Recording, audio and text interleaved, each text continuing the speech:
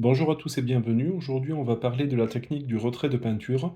C'est une technique de base à l'aquarelle qui permet d'apporter de la lumière dans ses peintures. Sur ce portrait, par exemple, elle a été utilisée sur les pommettes, le nez, les lèvres et le menton pour donner de la lumière sur les zones les plus claires. Dans cet autre tableau, la technique du retrait a été utilisée sur la cape du petit chaperon rouge, ici, ici et ici, pour donner des reflets brillants sur la cape. Pour ce tutoriel, on va utiliser du papier cellulose de marque Canson et un papier 100% coton de marque Clairefontaine. Et on va tester ces deux couleurs, Windsor bleu nuance verte et bleu céruléen. Alors en pratique, comment ça se passe? Je prépare un bleu céruléen, je vais appliquer cette couleur sur mon papier. Donc là, on travaille sur papier cellulose. Et maintenant, l'opération consiste à retirer de la peinture. Pour cela, je peux utiliser, première technique, un essuie-tout. Voilà. Si je veux travailler un peu plus précisément, je peux faire la même chose avec un coton-tige. Mais personnellement, ma technique de prédilection, c'est avec un pinceau. Et pour cela, j'utilise un pinceau qui n'est pas du tout un pinceau aquarelle, c'est une brosse synthétique assez dure, assez rigide, de qualité scolaire, hein. C'est un pinceau de supermarché. Et j'utilise ça de la façon suivante. Je vais le mouiller. Alors là, par contre, il ne faut pas le plonger dans l'eau sans l'essuyer, parce que si j'apporte ça sur ma peinture, ben en fait, je vais créer une auréole. Alors au lieu de ça, je le mouille, je l'essuie, et je vais frotter la zone où je veux retirer la peinture. Ensuite, je dépose l'excès de peinture sur mon papier absorbant et je recommence. Je mouille, j'essuie un petit peu, je frotte la peinture et je la dépose sur le papier absorbant. Je mouille, j'essuie, et ainsi de suite. Voilà pour le principe. Alors j'ai préparé deux autres zones avec la même peinture, mais cette fois, je vais attendre un petit peu pour voir ce qui se passe au fur et à mesure que la peinture sèche. Voilà, alors le papier a eu le temps de sécher un petit peu et on va retester, renouveler l'opération. Alors d'abord avec le sopalin, ben là on constate que c'est plus compliqué, je n'enlève pas forcément grand-chose. Le coton-tige, ouais, même combat, en plus on a tendance à abîmer un peu le papier, à détériorer un peu la trame du papier. Ouais, là c'est le papier qui se détache, vous voyez? La technique du pinceau, donc je répète, je mouille, j'absorbe l'excès d'humidité, je frotte et je dépose ma peinture sur mon essuie. Je peux en rester là si ça me suffit, sinon je recommence autant de fois que nécessaire. Ça fonctionne toujours très bien. Pour le troisième essai, j'ai séché complètement mon papier et on va retester les différentes techniques. D'abord la feuille d'essuie-tout. Là, on ne fait plus rien du tout. Le coton-tige, c'est la même chose, aucun dépôt sur le coton. Technique du pinceau mouillé. Alors ça fonctionne toujours. Je trempe, j'essuie l'excédent, je frotte le papier, je dépose la peinture sur l'essuie-tout. Donc ça fonctionne toujours, même sur une peinture complètement sèche. Par contre, ça va demander d'appuyer un petit peu plus, c'est pour ça qu'on utilise un pinceau nerveux. Et le risque sur un papier cellulose, c'est d'abîmer un petit peu le papier. On voit des petits filaments se détacher, c'est la pellicule du papier qui se décroche. Alors on va renouveler maintenant cette expérience avec du bleu Windsor nuance verte. Et on va voir si on arrive au même résultat. Alors, première méthode, l'essuie-tout. Alors ça fonctionne, mais par rapport à tout à l'heure, on est quand même moins arrivé jusqu'au blanc du papier, hein. C'est encore bleu dans le retrait. Le sopalin, pardon, le coton-tige.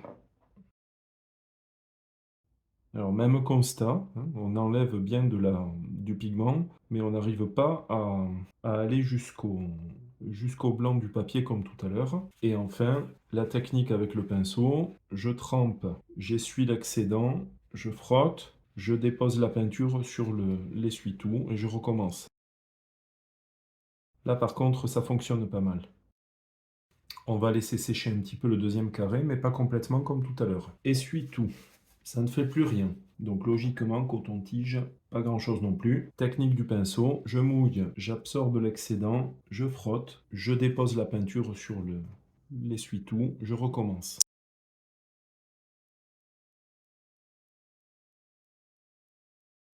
Alors ça fonctionne toujours, mais la couleur est un peu plus tenace. Et si je veux vraiment arriver jusqu'au blanc du papier, je vais devoir frotter, frotter, frotter avec ce pinceau qui est quand même assez dur. Je vais commencer à abîmer le papier. On voit des petits filaments qui se détachent. Enfin, globalement, quand même, ça fonctionne à peu près. On va voir maintenant sur papier complètement sec. Je pense que vous avez deviné que le sopalin ne fera plus rien, le coton-tige pas davantage. Avec la technique du pinceau,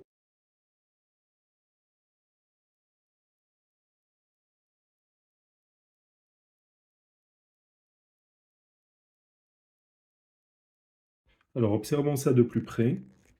On a quand même du mal à atteindre complètement le blanc du papier, surtout en périphérie. Et puis on a aussi ces petits éléments mouchetés là, ce sont des petits bouts de la surface du papier qui se détachent si j'insiste trop avec le pinceau.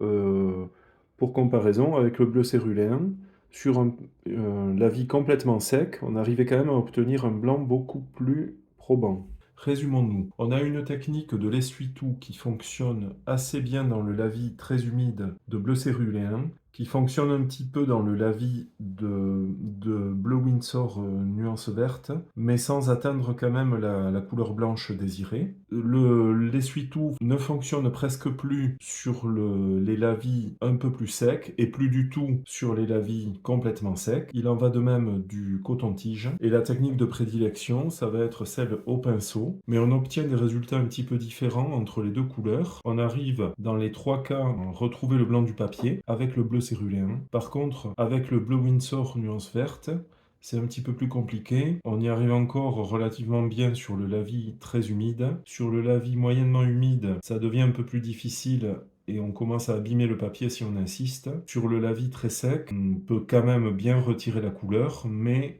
sans atteindre véritablement le blanc du papier, on a quand même une teinte bleutée. On est en droit de se demander pourquoi on n'a pas les mêmes résultats avec les deux couleurs. Alors l'explication, elle tient au fait que les deux couleurs n'ont pas les mêmes caractéristiques. Le bleu céruléen, c'est une couleur granulante, comme on peut le voir sur ce gros plan, qui va être plus facile à retirer. Par contre, le bleu Windsor nuance verte, c'est une couleur teintante qui a un pouvoir colorant, qui a le pouvoir de colorer le papier. Elle est beaucoup plus difficile à retirer et c'est pour cela qu'on n'a pas tout à fait les mêmes résultats entre les deux couleurs. Si on va voir sur les nuanciers, sur les données techniques des peintures, chez les fabricants de peinture, on va pouvoir obtenir parfois ces renseignements, à savoir est-ce que la peinture est plutôt granulante ou plutôt teintante avec un pouvoir colorant. On peut maintenant se demander si on va avoir des différences en fonction du papier et on va tenter l'expérience avec un papier coton.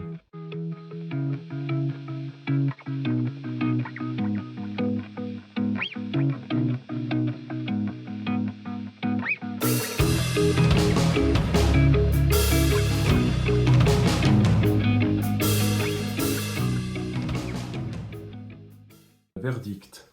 En haut, le papier coton, en bas, le papier cellulose. On obtient des résultats assez similaires. Avec l'essuie-tout et le coton-tige, on arrive à retirer de la peinture essentiellement quand le lavis est très humide, quand on vient de le peindre. Après, c'est plus compliqué. Au pinceau mouillé, avec la technique que j'ai montrée, on y arrive à chaque fois. Mais sur le papier cellulose, en particulier quand le lavis est sec, on va avoir des contours de retrait beaucoup plus nets que sur le papier coton. Ça peut être un effet dégradé qu'on peut rechercher. Et par ailleurs, on reste quand même, dans le cas de la couleur à pouvoir colorant, sur un fond bleuté, pas totalement blanc, alors que sur le papier coton, en insistant beaucoup, on arrive quand même à retrouver le blanc du papier, au moins sur la partie centrale. C'est sûrement dû au fait que le papier coton est plus résistant et qu'on peut frotter davantage avant de l'abîmer. La conclusion de tout ceci, c'est que la meilleure technique pour effectuer des retraits de peinture, c'est au pinceau mouillé, que c'est d'autant plus facile à retirer la peinture qu'elle est fraîche, qu'il est quand même possible d'enlever de la peinture sur un lavis sec, et que le papier coton permet de travailler plus longtemps avant d'abîmer le papier. Maintenant, on passe à quelques exemples pratiques. Alors, si je veux peindre, par exemple, une bille en verre, je vais essayer de faire une forme ronde à peu près convenable. Voilà, c'est pas si mal. On va supposer que l'éclairage vient de là et je vais utiliser ma technique de prédilection au pinceau pour créer un reflet. Et l'intérêt de faire un reflet, c'est que je peux le contrebalancer par une ombre légère qui va donner une impression de relief. Ensuite, avec de l'eau claire, je vais pouvoir créer une ombre. Pour cela, je vais peindre une espèce de d'anneau allongé et je vais venir y déposer un peu de mon bleu taché par du rouge et je termine en mouillant l'intérieur de mon anneau pour laisser l'ombre fuser. Voilà pour ce petit exercice que vous pouvez reproduire chez vous. Bien, on va tenter un deuxième exemple un peu plus élaboré. J'ai dessiné le croquis d'une tasse. Je vais passer à la peinture. Je vais vous mettre ça en mode accéléré. Je reviendrai à vitesse normale pour les retraits.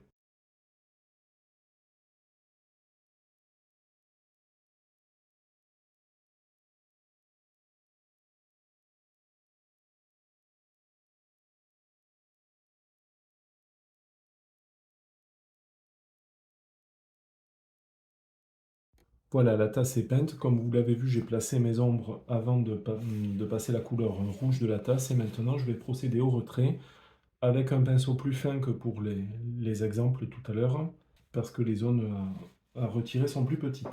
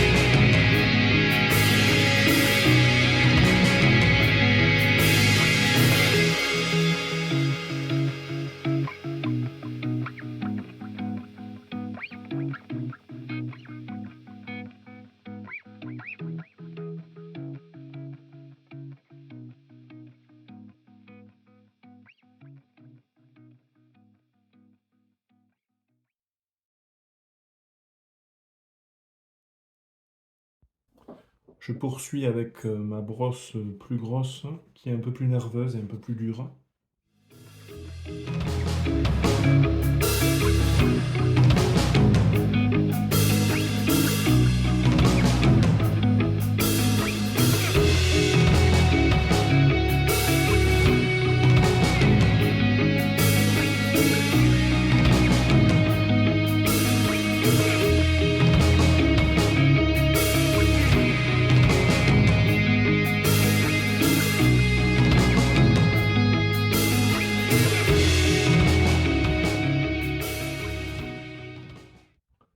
Voilà, en fin de réalisation, je viens de retirer de la peinture sur une zone ici qui avait débordé un petit peu du croquis.